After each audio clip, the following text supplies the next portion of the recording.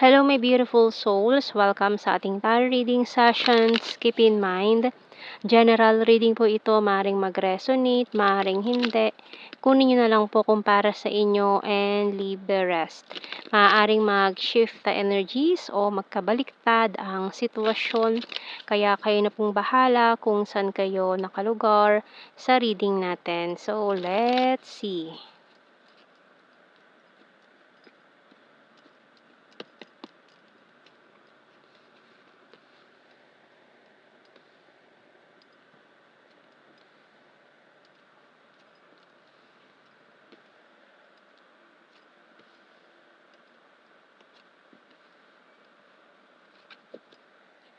Okay, so may mga specific signs tayo dito ng strong Leo and Scorpio.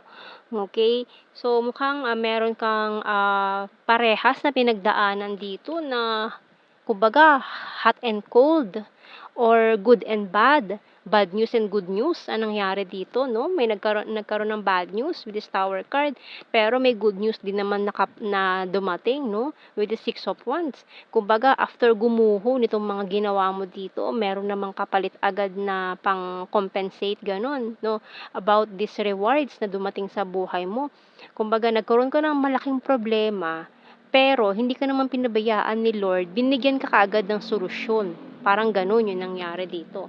Kahit sobrang bigat nitong pinagdaanan mo, hindi ka naman pinabayaan ni Lord, ayan, ibinigay niya kaagad kung ano man tong solusyon or sagot sa problema mo. No? So, tingnan natin sa mga signs and symbol cards natin. Kasi may mga new opportunities din na coming in for you. Maring new projects, new venture, new business, new trabaho, ganyan. Or opportunities, kung ano man to, na paparating sa'yo na magsisimula pa lang at hindi lang yan basta isang opportunities yan. Uulan ng biyaya. Yan, sasaluhin mo na lang kung alin yan ang mga masalo mo dyan. No? So, ang dami niyan. Mag-aalangan ka kung alin dyan. Magja-juggling ka pa. So, closed book.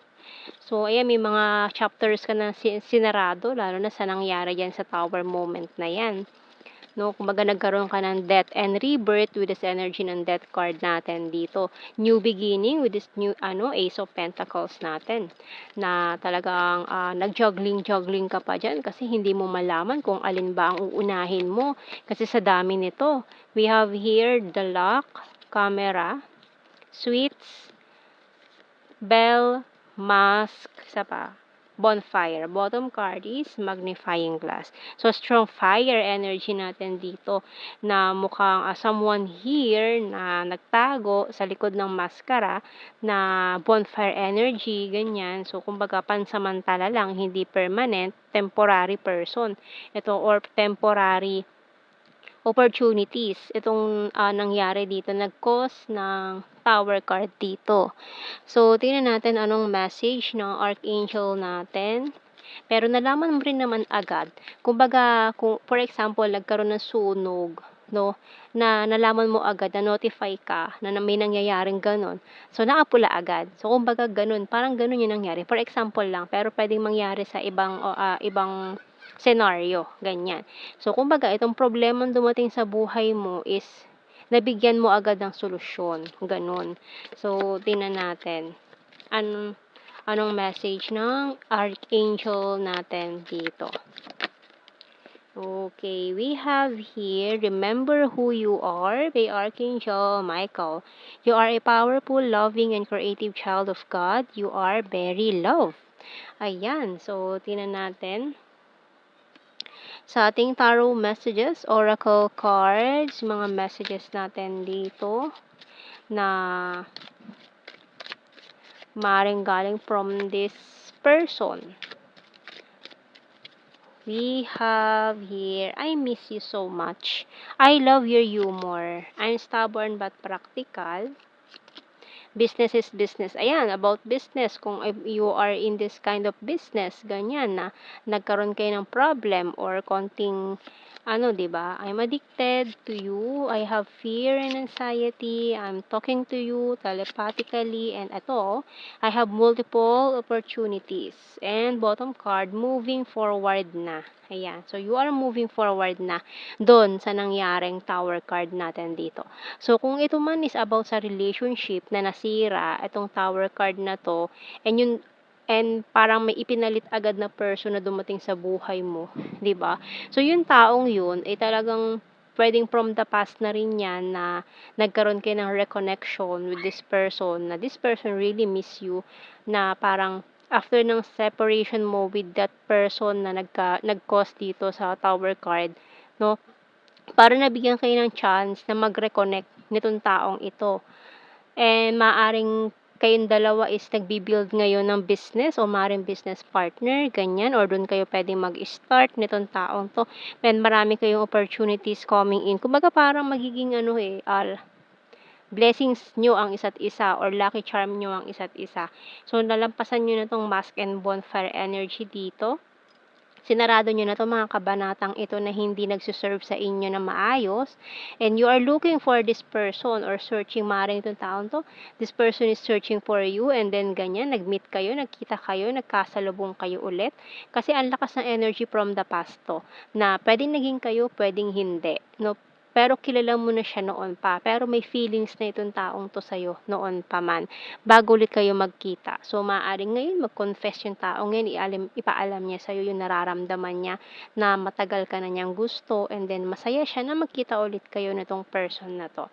Ayan. So, ngayon marami na nagbago sa inyo, marami na kayong pinagdaanan, marami kayong kwento sa isa't isa, and itong opportunity na ito is talagang once in a lifetime. Okay, so kuha tayo ng mga initials natin dito.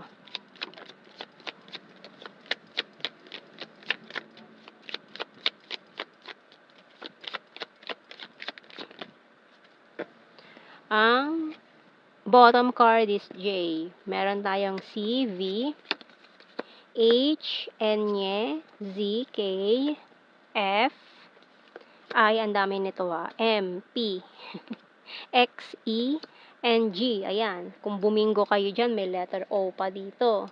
Ayan, kung mga bumingo kayo sa letters natin dyan, ang dami niyan. So, let's see, sa ating blue card, we have here the runner card, understanding, and addictions. Ayan. So, kumbaga may mga persons dito, maaaring itong taon tumakbo siya sa'yo kasi natakot siya sa naramdaman niya sa'yo.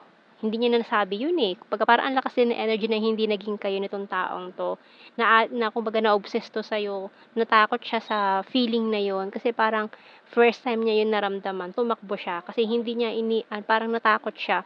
Baka hindi mo maintindihan. Baka matakot ka sa energy na yun or sa feelings na yun na sobrang intense para sa kanya. Ayan, so ngayon mukhang nagkaroon na siya ng lakas ng loob to approach you this time para sabihin na 'to or aminin na 'to sa'yo. Okay? So, tingnan natin sa general signs and messages sa mga keywords natin. We have weird. Ayan, very weird kasi para sa kanya yung feelings na yon, na hindi niya alam kung paano niya i-express, hindi niya alam kung paano i-digest. So, para kang hot potato na binitawan niya kasi hindi niya kayang i-handle, gano'n. Kahit gustong-gusto ka niya. So, we have here sweet, talented, November, from Mindanao, air sign, Gemini, Libra, Aquarius, animal lover, another Aquarius, party animal, and Scorpio. Ayan, nag-overthink agad siya, no? In-overthink niya agad yung situation. So, bumitaw agad. Hindi niya muna sinubukan. We have here province.